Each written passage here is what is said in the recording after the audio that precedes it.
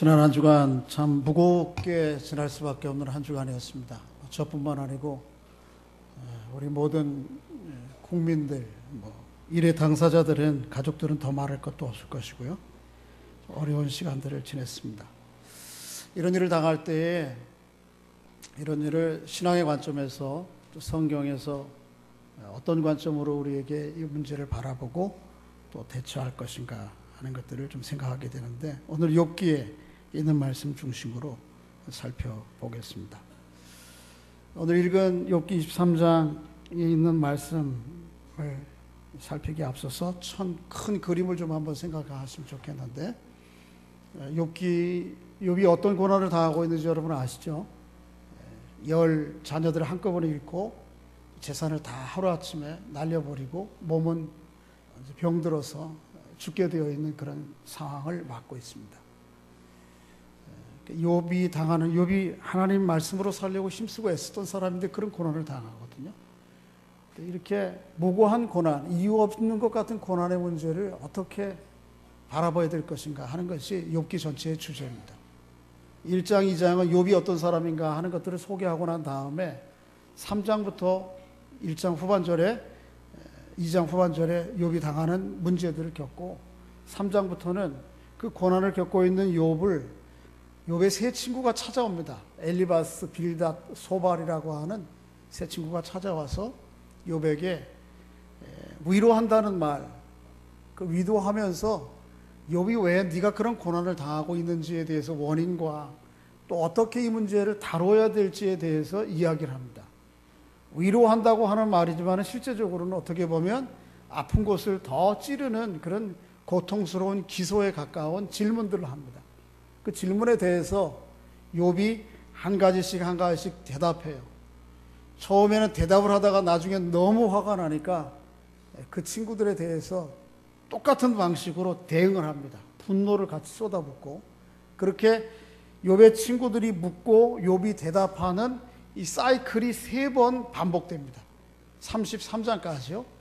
근데 오늘 본문에 보면 그 3번의 사이클 중에 마지막 사이클, 그리고 그 욥의 세 친구 중에 대표가 엘리바스인데, 엘리바스가 질문한 이 마지막 질문에 대해서 욥이 대답하는 형식의 대답이 오늘 23장부터의 대답입니다. 이게 32장까지 계속됩니다.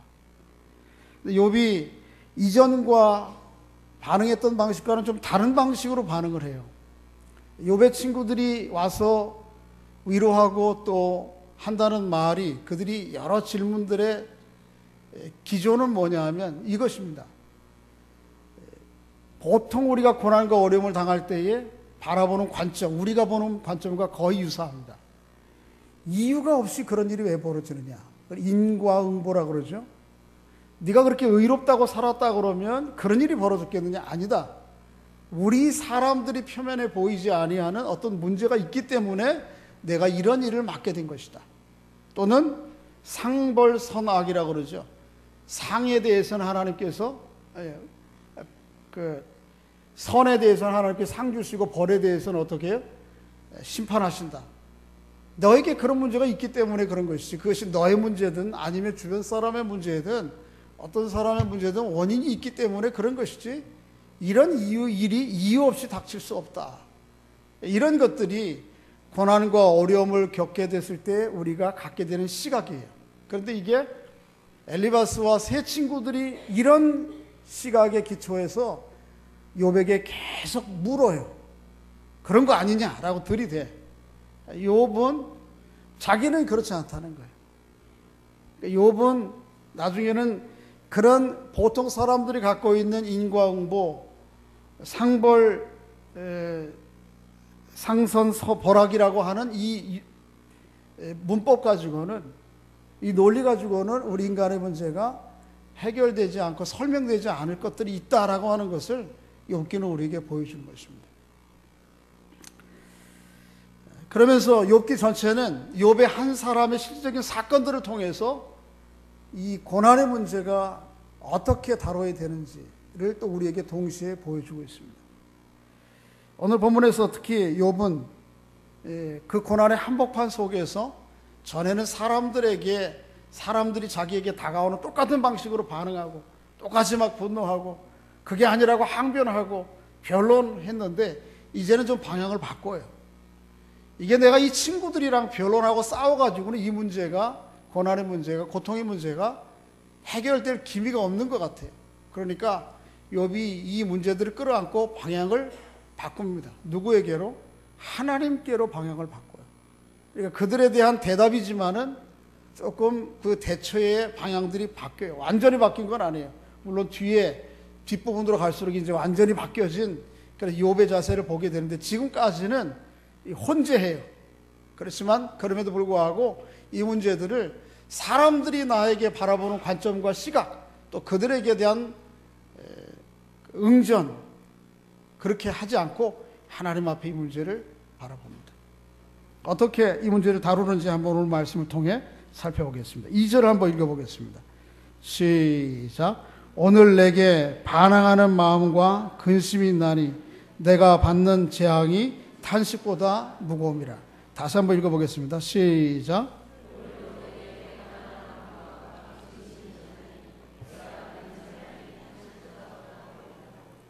우리가 지난 주간, 한 주간 동안 우리들에게도 그런 마음이 있었고 때로는 이 사건을 당한 당사자들에게는 말할 것도 없이 이런 마음이 있을 것입니다. 하나님께 어떤 마음이 들어요? 어떤 마음이 들어요? 오늘 내게 어떤 마음? 반항하는 마음이 있어요. 하나님, 왜 무고한 아이들이 저렇게 죽어야 되죠? 설명해 보세요. 그렇게 하나님 앞에 탄식하고 근심하는 정도가 아니고 하나님 앞에 어떻게 해요? 반항하고 대들어요. 그런데 우리가 깊은 무거운 고난의 문제를 닥칠 때에 그저 사람들이 얘기하는 대로 그런 방식으로 다루지 말고 하나님 앞에서 오늘 본문이 보여주는 건 그렇게 반응하라는 거예요. 사람들은 그 이 문제를 당할 때 시간이 좀 지나면 어떻게 할 거야? 잊혀질 거야. 세월이 약이야. 모든 것은 다 지나간다고 하지 않니? 아니. 하나님 그렇게 하라고 하는 게 아니고 어떻게 하라고 그러죠? 이 고난과 고통의 문제를 가지고 하나님 앞에 나와서 어떻게 하라고요? 항변하라고요. 반항이라도 하라고요. 부르짖기라도 하라고요. 왜 하나님 이런 일이 벌어집니까? 하나님의 뜻이라고 무조건 받아들이라고요? 그럴 수 없습니다. 이렇게 하나님 앞에 가지고 나오라는 것입니다. 그렇지만 전에하고는 분명히 다른 기조는 뭐냐 하면 욥의 친구들이 자기에게 이런저런 얘기할 때 욥이 사람들에 대해서 얘기하지 않아요. 하나님께 가지고 나와서 오늘 하나님 여전히 제 마음 가운데 불편한 마음, 받아들일 수 없는 마음, 고통스러운 마음이 있습니다. 그런 정도가 아니고 하나님 앞에 반항하고 싶습니다. 하나님이 정말 계십니까? 계시다면 왜 그러고 계십니까? 어디에 계셨습니까? 이렇게 반항하고자 하는 마음이 욥 안에 있단 말이에요. 하나님께서는 오늘 본문 가운데 그걸 다 어떻게 하는 거죠? 받아들여요. 그렇게 하라는 거예요. 그렇게. 고난이 있을 때 이걸 가지고 인간적인 지금까지 경험해오고 사람들이 가볍게 하는 위로로 우리가 위로하고 접근할 것이 아니고 이 고난이 있을 때 이 고난의 문제를 가지고 하나님 앞에 가지고 나아가는 은혜가 있기를 바랍니다. 그래야 이 문제가 다루어지고 해결됩니다. 왜냐하면 우리가 살아가면서 겪게 되는 크고 작은 문제들은 이런저런 경험, 사람들의 말, 방식 그거 가지고 다룰 수 있겠지만 정말 깊은 고난의 문제는 하나님만이 다룰 자격이 있어요. 하나님만이 정말 그 고통을 해결하시고 그 눈물을 씻어 주실 수 있기 때문에 그게 방식은 어떻더라도 하나님께 가지고 나와요. 그 방식이 반항이요 하나님 앞에 대드는 것이라 할지라도 하나님을 가지고 나오는 거예요. 참 받아들이고 이해하기가 쉽지 않아요. 우리가 지금 직면하고 있는 문제들에 대해서. 그렇지만은 욥은 포기하지 아니하고 하나님 앞에 가져갑니다. 자, 이게 사람들에게 가지고 나간 것이 아니고 하나님께 가지고 나간 것이라고 하는 것을 3절과 4절에서 알 수 있어요. 한번 읽어보겠습니다. 시작. 내가 어찌하면 하나님을 발견하고 그의 처소에 나아가랴. 어찌하면 그 앞에서 내가 호소하며 변론할 말을 내 입에 채우고 내게 대답하시는 말씀을 내가 알며 내게 이르시는 것을 내가 깨달으랴. 누구를에게 가지고 나가요? 하나님께. 전에 한번 소개한 적이 있는데 이런 고난과 고통, 슬픔, 그것이 작은 문제가 아니요 내가 스스로 감당할 수 없는 고난과 슬픔을 만났을 때 이 문제들을 처리하는 것이 하나님께 가지고 나가는 거예요. 작고한 박완서 선생님이라는 분 이야기 들은 적이 있는데 기억하세요? 박완서 선생이 작가잖아요. 수필 작가. 그분이 아직 그래도 요즘 보통 사람들 나이로 같이 살만할 때 남편이 일찍 작고하셨어요.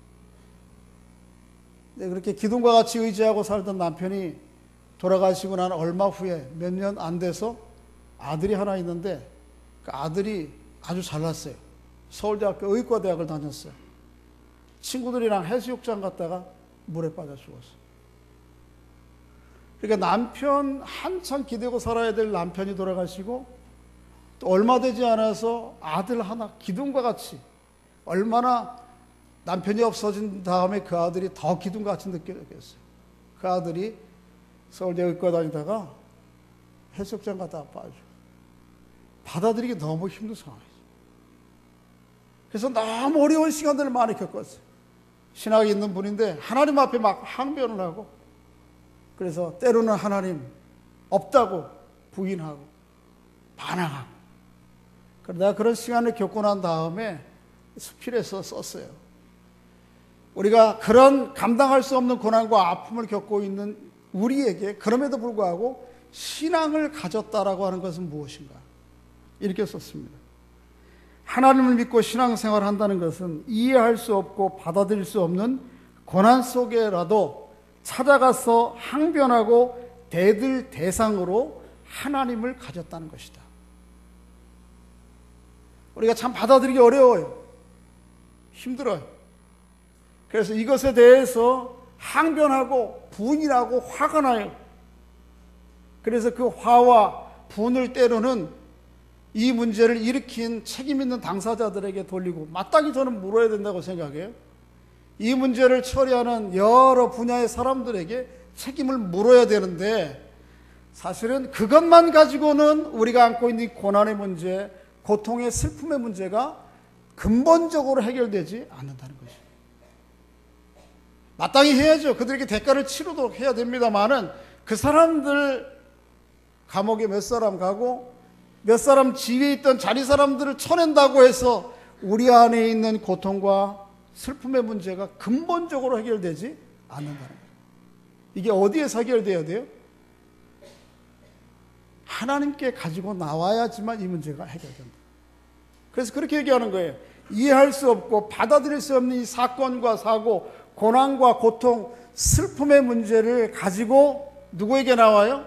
하나님 앞에 나와서 때로는 모하기라도 하면서 대들기라도 하고 반항을 하면서라도 가지고 나와 이거 씨름할 대상을 다른 사람이 아닌 그 대상이 누구예요? 하나님으로 가졌다고 하는 거예요. 이게 신앙생활한 것의 의미다라고 하는 것이죠. 우리에게 고난이 없다라고 하는 거 아니에요. 예수 믿는다고 고난이 없는 게 아니고요. 고난과 고통과 아픔이 있을 때에 이것을 가지고 와서 항변하고 씨름하고 반항하는 대상이 누구예요? 하나님! 말씀해 보십시오. 이렇게. 그 대상이 사람이 아니고 하나님께 근본적으로 이 문제를 다룰 대상을 가졌다고 하는 거예요. 이번 문제도 우리가 마땅히 사람으로서 그 자리에 있던 사람들이 책임을 질 건 져야 되지만 궁극적으로 우리가 이 문제들을 대하는 시각과 관점들을 바로 가져야 됩니다. 저는 하나님께서 유가족들에게 이 문제들을 혼자만 씨름하지 아니하고요. 또 우리가 눈에 보이는 그런 영역만 씨름이 아니요. 이 문제들을 하나님께 가지고 나가 다루어 하나님께 응답을 듣는 은혜가 있기를 주의 이름으로 소원합니다. 여러분과 저에게도 그런 은혜가 있기를 바랍니다. 근데 문제는 한 걸음 더, 욥이 참 더 한 번 절망하게 되는 것은 그런 문제를 가지고 내가 하나님 앞에 따져야 되겠다. 그리고 하나님 앞에 반항하면서 오늘도 내가 이 문제를 가지고 하나님 앞에 나가면 하나님이 잘 왔다. 내가 여기 있다. 그래 얘기해봐. 내가 대답해 줄게. 이렇게 하나님이 나타내 주시고 말씀해 주시면 이 문제가 그렇게 어렵지 않을 거예요. 근데 문제는 우리 사람들이 고난을 당하고 고통을 당할 때에 하나님이 딱 나타나 주시고 귀에 생생하게 들리도록 말씀해 주시는 것이 아니고 오히려 반대로 하나님의 부재를 경험하고 하나님의 침묵을 우리가 경험하게 된다는 것입니다. 그게 우리가 많은 사람들이 경험해 본 결과고 오늘 말씀이 이야기하고 있는 것입니다. 오늘 본문은 8절, 9절을 읽겠습니다. 8절, 9절 읽습니다. 시작. 그런데 내가 앞으로 가도 그가 아니 계시고 뒤로 가도 보이지 아니하며 그가 왼쪽에 일하시나 내가 만날 수 없고 그가 오른쪽에서 돌이키시나 내가 배울 수 없구나. 하나님을 찾아서 문제를 씨름하기 위해서 가지고 나갔는데 하나님이 거기 계시지 않아요. 아, 뒤에 계시는가? 뒤에도 계시지 않아요. 왼쪽에 계시는가? 오른쪽에 계시는가? 아무리 찾아봐도 안 계세요. 불러봅니다. 항변해봅니다. 하나님 좀 대답해 보세요. 대답이 없어. 내 목소리가 너무 크셔서 그럴까? 조용하게 신음이라도 해봅니다. 그래도 답이 없어. 우리가 고난과 고통을 겪을 때에 우리가 때로는 이런 상황을 직면하게 돼요. 하나님의 부재를 경험하고요. 하나님의 침묵을 맞닥뜨리게 돼요. 그래서 우리는 묻게 되는 거예요. 하나님 계십니까 도대체? 하나님이 계시다면 이런 문제가 터질 때 이런 상황 가운데 하나님 도대체 어디 계십니까? 이렇게 묻게 되는 거죠.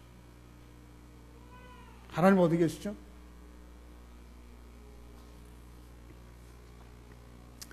쉬운게 대답할 수 없어요. 저도. 성경도 그 문제에 대해서 욥조차도 쉽게 욥기에도 대답해주고 있지 않습니다. 이런 말씀을 드려야 되겠어요. 히틀러가 나치 이데올기로 세상을 지배할 때에 유대인들을 잡아다가 다 수용소에다가 가두고 죽였습니다. 그 유대인 수용소를 기념하기 위해서, 기억하기 위해서 만들어 놓은 그런 여러 시설들이 곳곳에, 독일에도 뭐 많아요. 독일애들은 베르린 광장 한복판에 제일 좋은 곳에, 거기에 베르린 브란덴부르크 문이 옆에 있는 그 근처에다가, 거기에는 브란덴부르크 옆 주변으로다가 세계 관공서들이 쫙 모여 있어요. 그러니까 독일 사람들만 찾는 것이 아니고요, 세계의 모든 사람들이, 유력한 사람들이 찾는 거기에 광장에다가 유대인 그런 기념 관을 만들어 놨어요. 그 밑에 들어가 보면 지하에, 위에는 까만 대리석으로 울퉁불퉁하게 쫙 만들어 놓고, 들어가 보면 여러 자기들이 행한 일들을 아주 뭐 숨김없이 다 전시해 놨어요. 유대인 고난당한 대표적인 예들이 몇 가지 막 나오는데, 그 중에 하나 이런 거 있어요. 아우슈비츠 수용소에 들어가기 전에 체중이 112kg예요. 굉장히 거구죠. 이 사람이 아우슈비츠 수용소를 나올 때 41kg예요.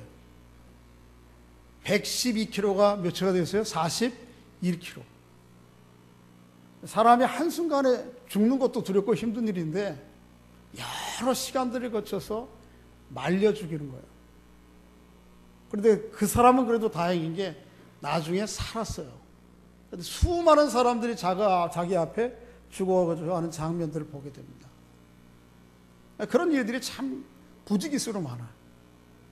우리 옆에 일본 사람들하고는 좀 그런 면에서 상당히 비교가 돼요. 자기들이 행한 일인데도 그걸 부끄럼 없이 그들이 아우슈비츠 수용소에서 유대인들이 입었던 옷들, 뭐 모든 용품들 다 전시해 놓고, 자기네들의 치부잖아요. 자기들 조상들이 한. 다 그대로 놔둬. 그런 측면에서 생각할 독일 사람들 뭐 있었죠. 그런데 그런 일이 있었어요. 사람들, 유대인들을 한꺼번에 집단을 해놓고 공개 처형을 합니다. 그들 안에 뭐 더 잘못됐다고 여기는 사람들을 공개 처형. 나이가 드시는 어르신들은 교수형을 처할 때에 줄을 딱 대자마자 금방 숨이 끊어지는데, 젊은 사람들은 금방 숨이 안 끊어지는 거예요. 그걸 보는 거예요. 막 바둥바둥 하는 걸 보는 거예요. 함께. 자기의 형제들이요, 이웃들인데 자기 다 한민족, 자기 민족인데 유대인들을 모아놓고 수용소에서 그렇게 죽이는 거예요. 그렇게 너무 보기가 힘드니까 한 노인이 탄식을 하면서 큰 소리도 지를 수 없으니까 그렇게 얘기했어요. 하나님은 어디 계신가? 하나님은 어디 계신가? 그럴 때에 그래서 한참 듣고 있던 같은 노인이 손가락질을 얘기하면서 그랬어요. 하나님은 저기 계시다. 하나님이 어디 계시다고요? 거기 계시다. 그렇게 목이 매달아져서 대롱대롱 죽어가는 거기에 하나님이 계시다. 여러분, 성경이 말하는 하나님은요, 저 높은 보좌 위에서 전능한 힘을 가지고 세상을 무자비하게 다스리고 그들이 당하고 있는 고난과 고통은 나하고 아무 상관이 없다라고 하는 식으로 그 자리에 앉아 계신 하나님은 아니에요. 우리가 아는 하나님은, 성경의 하나님. 어떤 하나님입니까? 여러분과 저와 똑같이 육체를 입고 이 땅에 오셔서 고난과 고통, 그리고 그 고난과 고통을 시간과 사건을 초월해서 먼저 그 고난과 고통을 겪으시면서 죽어가셨던 하나님이시라고. 우리가 오늘 이런 상황을 맞을 때 과연 하나님은 계시는가? 하나님은 어디 계시는가? 우리가 묻게 되는데 그 하나님은 어디 계십니까? 죽어져가는 그들과 함께 계시고요. 슬픔과 탄식과 절망 가운데 눈물을 흘리는 그들 안에 계셔요. 우리가 우리 안에 있는 것이 아닌 제3자 타인으로서 상대를 바라보게 되고 인식하게 되는데 하나님이 안 계신 것 같고 침묵하신 이유는 뭔가 하면 그 고난과 죽음의 한복판에 나와 함께 계시기 때문에 못 느끼는 거예요. 그게 성경이 보여주는 고난에 우리와 함께 하시는 하나님이죠. 예수 그리스도께서 우리가 당할 모든 고난과 고통, 아픔과 절망과 슬픔, 죽음을 지시고 십자가상에서 죽으셨어요. 지금 주님이 안 계신 것 같은 게 아니에요. 계십니다. 어디 계십니까? 그 죽음의 현장에 함께 계시고 그 교수들이 함께 달려 계시고 지금 진도의 체육관과 안산에 있는 눈물의 그 자리에 같이 눈물을 흘리고 계시는 것이죠. 그것이 성경이 보여주는 우리 하나님. 왜 그분이 침묵하십니까? 이사야서 53장 6절 7절 말씀에 보면 그가 곤욕을 당하여 괴로울 때에도 그의 입을 열지 아니하셨으며 마치 도수장으로 끌려가는 어린 양과 털 깎는 자 앞에서 잠잠한 양같이 그의 입을 열지 아니하셨다. 그 고난과 고통의 한복판에 같이 우리와 똑같이 와서 고통을 당하시고 왜 그러십니까? 그 고통 이후에 또 다른 생명이 있음을 세상 가운데 그리고 그것을 믿고 바라보는 이들에게 보여주시고 제시하고 그 길로 인도해 가시기 위해서. 하나님이 안 계신 거 아닙니다. 하나님이 침묵하시는 거 아닙니다. 하나님이 우리가 받고 있는 고난과 고통 가장 한복판의 중심에 그 자리에 나와 같이 되셔서 그들과 함께 계셔서 그 무수한 고난과 고통을 겪으시고 함께 눈물을 흘리시고 계시는 것이죠. 저는 바라기는 우리 예배하는 모든 성도들의 이런 고난과 고통을 바라볼 때에 그런 하나님의 마음, 또 하나님의 자리를 발견할 수 있는 은혜가 있기를 간절히 소원합니다. 또 이 일을 직접 겪게 되고 있는 당사자들, 그들이 신앙이 있든 없든 하나님께서 그들의 믿음의 눈을, 마음의 눈을 열어주셔서 그들 마음에 그들의 자녀의 죽음의 한복판에 와 계신 그래서 그 자리에서 십자가를 지시고 고통을 당하신 주님을 바라보고 그것으로 말미암아 다시 한번 회복의 길이 문이 열려지는 역사가 있기를 간절히 소원합니다. 우리가 지나는 이 밤이 참 깊습니다. 시편 있는 말씀처럼 흑암이 나를 덮고 나를 두른 밤이 될지라도 참 우리 밤이 깊어요. 얼마나 더 이 깊은 밤을 우리가 걸어가야 될지 모릅니다. 얼마나 이 암울한 터널들을 지나야지만 이 터널이 끝날까 참 예측하기 어렵습니다. 그럼에도 불구하고 이 깊은 터널 한복판에 우리 주님 와 계시고 이 깊은 밤에 한복판에, 그래서 알 수 없고 두렵고 떨리고 무서워서 몸부림치는 이 자리에 우리 주님께서 함께와 계시다고 하는 믿음을 열고 소망을 열어 그 주님을 발견하는 은혜가 있기를 주의 이름으로 소원합니다. 그렇게 여기도 안 계시고 저기도 안 계시고 그래 하나님의 부재와 침묵을 경험한 욥이 이제는 포기다, 그렇게 뒤돌아서지 않습니다. 그렇게 하나님의 부재와 같고요, 하나님이 침묵하시는 것 같고 안 들리지만은 그럼에도 불구하고 그것으로 끝내지 않아요. 어떻게 끝내는지 보세요. 자, 10절 같이 읽어보겠습니다. 10절 시작. 그러나 내가 가는 길을 그가 아시나니 그가 나를 단련하신 후에는 내가 순금같이 되어 나오리라. 할렐루야. 이게 신앙입니다. 하나님의 계시다고 하는 것을 눈으로 보지 못하고 하나님의 음성을 쩡쩡하게 귀에 들리지 않아요. 하나님의 부재와 침묵을 경험해도 그럼에도 불구하고 이 모든 상황과 주권들을 바라보면서 어떻게 하나님께 의뢰해, 하나님을 의지해. 이 모든 일에도 하나님께서 역사하실 것이다라고. 그래서 내가 가는 길을 그가 아시나니 그가 나를 단련하신 후에는 내가 순금같이 되어 나오리라. 사람은 몰라요. 누가 아시죠? 하나님이 이 고난을 아세요. 사람은 위로할 수 없어요. 누가 위로할 수 있죠? 하나님이 위로할 수 있어요. 그가 아시나니. 그렇게 욥은 일어서는 것이죠.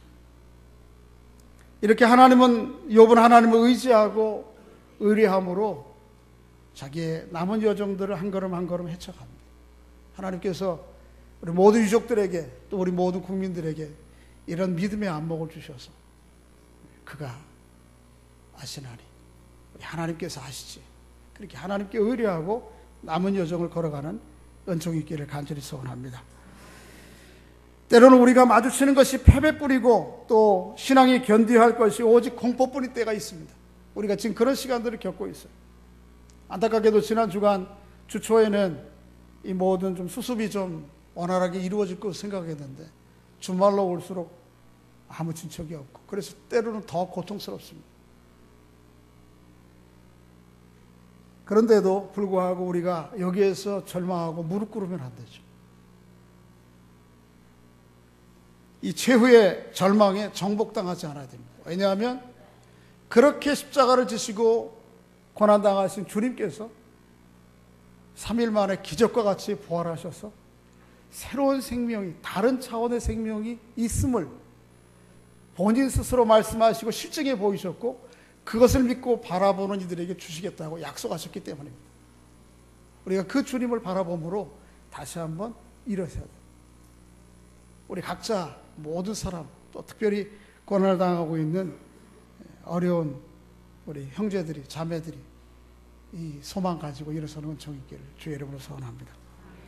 시편 30편 5절에 보면 이렇게 이야기하고 있습니다. 한번 따라해 보겠습니다. 저녁에는 울음이 깃들지라도 아침에는 기쁨이 오리로다.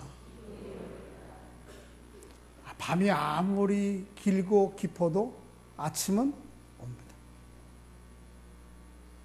터널이 아무리 길어도 끝이 있습니다. 하나님께서 그런 소망 가운데 우리 유족들을 붙잡아 주시고 우리 국민들을 붙잡아 주시길 함께 기도하며 남은 시간을 지내야 될 것 같습니다. 지난주에 설교를 준비하면서 어떤 책을 선전하는 포스터에 이런 말이 있었어요. 한번 따라해 보겠습니다. 희망이 있어서 일어서는 것이 아니라 일어나면 희망이 생깁니다. 그렇죠.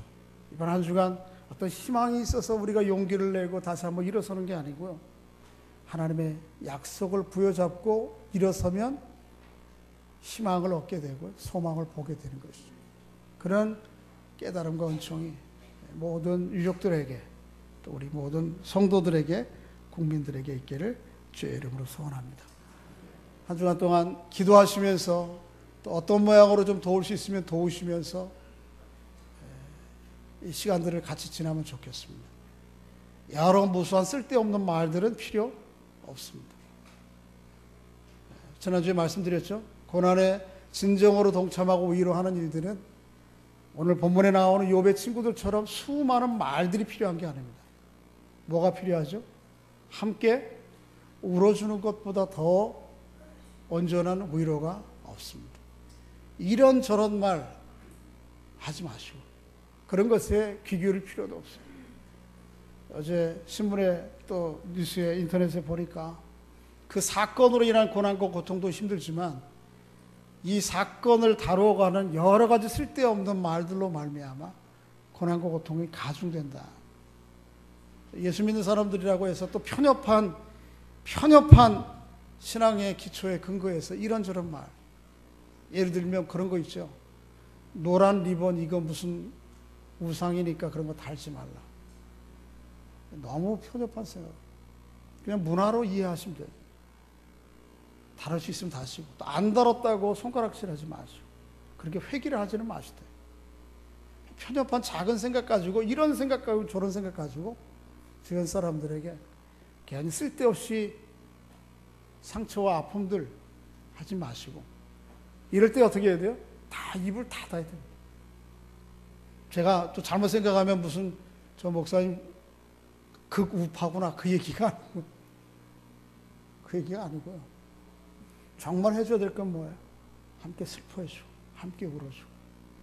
그래서 이 문제들을 좀 잘 해결해서 이 문제 가운데 하나님의 위로와 하나님의 소망을 다시 한번 보고 우리 유족들과 이 나라 민족 국민들이 다시 한번 새롭게 일어서서 다음 여정에 한 발을 뛰어넘을 수 있는 그날이 속히 오기를 주의 이름으로 소원합니다. 기도하겠습니다.